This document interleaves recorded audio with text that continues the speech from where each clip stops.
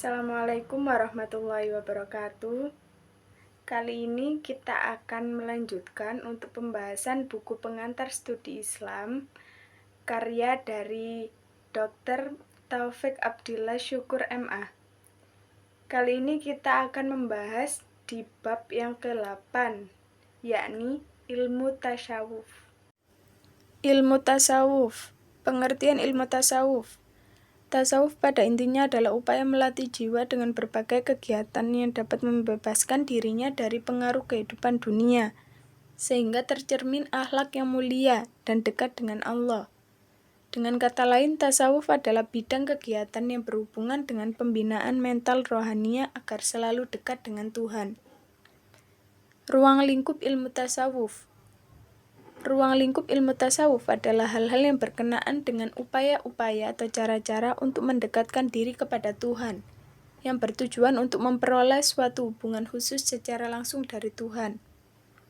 Kemudian asal-usul ilmu tasawuf.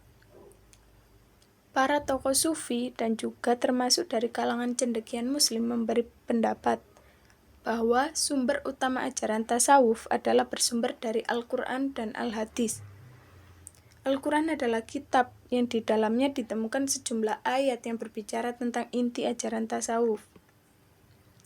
Timbulnya tasawuf dalam Islam tidak bisa dipisahkan dengan kelahiran Islam itu sendiri, yaitu semenjak Muhammad diutus menjadi Rasul untuk segenap umat Islam dan alam semesta.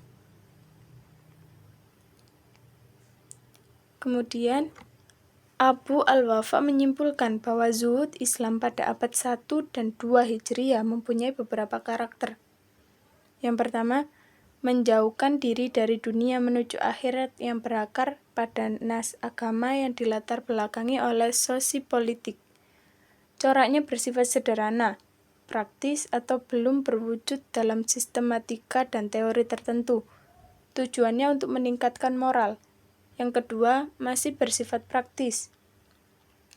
Para pendirinya tidak menaruh perhatian untuk menyusun prinsip-prinsip teoritis atas kezuhudannya itu.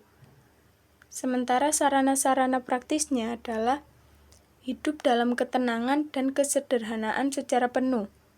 Sedikit makan maupun minum, banyak beribadah dan mengingat Allah, berlebih-lebihan dalam merasa berdosa, tunduk mutlak kepada kehendaknya, dan berserah diri kepadanya. Dengan demikian, tasawuf pada masa itu mengarah pada tujuan moral. Yang ketiga, motif zuhudnya ialah rasa takut, yaitu rasa takut yang muncul dari landasan amal keagamaan secara sungguh-sungguh. Sementara pada akhir abad kedua Hijriah, di tangan Robi'ah al-Adawiyah, muncul motif rasa cinta, yang bebas dari rasa takut terhadap adabnya, maupun harapan terhadap pahalanya. Hal ini dicerminkan lewat penyucian diri dan abstraksinya dalam hubungan antara manusia dengan Tuhan. Kemudian motivasi lahirnya tasawuf. Yang pertama, beberapa asumsi orang yang melatar belakangi lahirnya tasawuf dalam Islam, seperti adanya unsur Kristen, teori filsafat, unsur India, dan unsur Persia. Yang kedua, ayat-ayat Al-Quran yang dijadikan landasan maqamat dan ahwal dalam tasawuf. Yang ketiga, kehidupan dan sabda Rasulullah SAW. Yang keempat, kehidupan dan ucapan sahabat dan tabi'in. Yang kelima, dari gerakan zuhud menjadi tasawuf. Kemudian, para tokoh tasawuf dan fahamnya. Yang pertama ada Hasan Basri. Meskipun ada banyak alternatif yang menjelaskan munculnya sejarah tasawuf, narasi populer memberitahu kita bahwa Ali bin Abi Thalib atau Abu Bakar As-Siddiq adalah generasi pertama para sufi. Dari waktu ke waktu, sufisme berkembang luas. Salah satunya adalah dengan hadirnya pemikiran tasawuf dari Hasan al-Basri. Yang kedua, Ibrahim bin Adam bin Mansur bin Yazid bin al-Ijli, lahir di Khurasan dan wafat di wilayah Romawi. Selama menjadi penguasa di wilayah Balkhi yang menggantikan ayahnya sebagai amir, tiba-tiba selalu digoda oleh malaikat. Kemudian Ibrahim berkeyakinan bahwa malaikat berupaya menegur kesalahan dirinya. Ibrahim menyadari hal tersebut sebagai suatu pelajaran besar baginya. Kemudian ia memilih meletakkan jabatan sebagai penguasa di provinsi Balkhi, lalu mengembara mencari guru tasawuf yang ditempati belajar dan menuntunnya untuk menekuni berbagai macam ibadah. Maka ia bertemu dan belajar di beberapa ulama besar, antara lain Imam Abu Hanifah, Sofyan al-Thawri, dan Fuadil bin Iyad. Kemudian yang ketiga ada Robi'ah al-Adawiyah. Adalah seorang sufi wanita yang nama dan ajaran-ajarannya telah memberi inspirasi bagi para pencipta ilahi. Robi'ah adalah seorang sufi legendaris. Sejarah hidupnya banyak diungkap oleh berbagai kalangan, baik di dunia sufi maupun akademisi. Robi'ah adalah sufi pertama yang memperkenalkan ajaran mahabbah atau cinta ilahi, sebuah jenjang atau tingkatan yang dilalui oleh seorang salik atau penempuh jalan ilahi. Kemudian yang keempat, Zunun al-Misri, Abu al-Faid Tauban bin Ibrahim bin Muhammad al-Ansori, yang dijuluki Sahib al-Hud atau pemilik ikan. Ia dikenal sebagai sufi yang mengembangkan teori tentang marifat. Marifat dalam terma sufistik memiliki pengertian yang berbeda dengan istilah, yakni sesuatu yang bisa diperoleh melalui jalan usaha dan proses pembelajaran.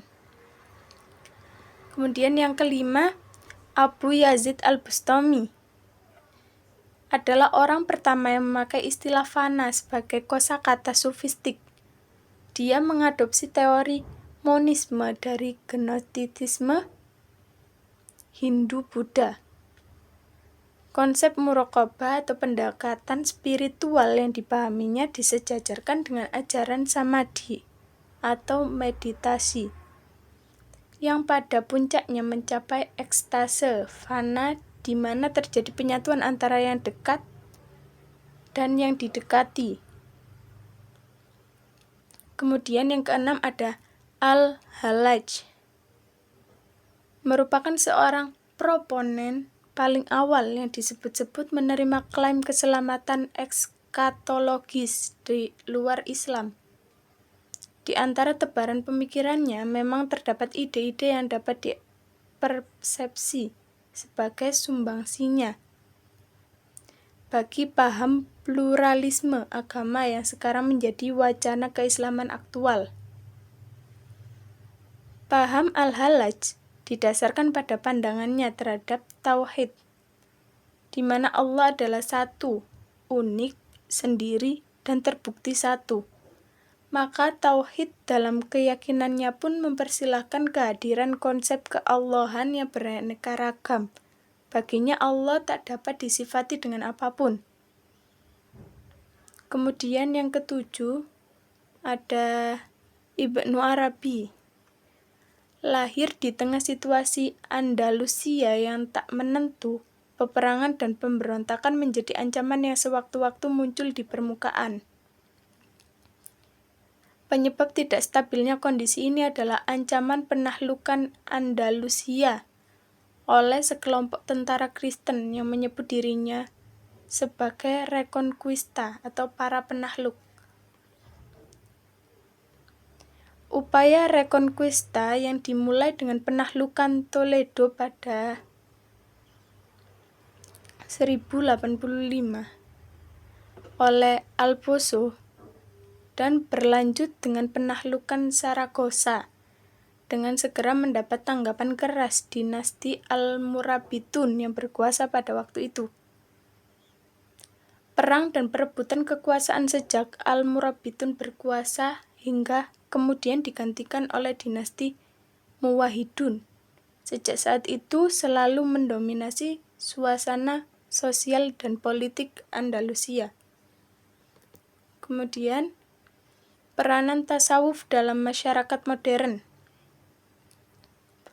Modernitas senyatanya tidak hanya menghadirkan dampak positif, tapi juga dampak negatif. Sementara modernitas dengan niscaya terus bergerak, dengan tanpa memperdulikan apakah di balik gerakannya terdapat bias negatif. Modernitas yang merupakan kristalisasi budidaya manusia adalah keharusan sejarah yang tak terbantahkan.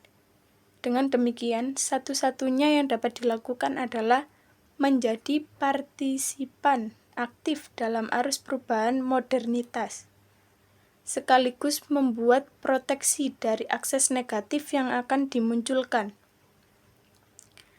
John Naisbitt dan Patricia Amburden mengatakan bahwa dalam kondisi seperti ini, maka agama merupakan satu tawaran dalam kegersangan dan kehampaan spiritualitas manusia modern. Kondisi kekinian telah membawa orang jauh dari Tuhannya. Untuk itu, jalan untuk membawanya kembali adalah dengan menginternalkan nilai-nilai spiritual. Mungkin cukup sekian yang bisa saya sampaikan, kurang lebihnya mohon maaf. Wassalamualaikum warahmatullahi wabarakatuh.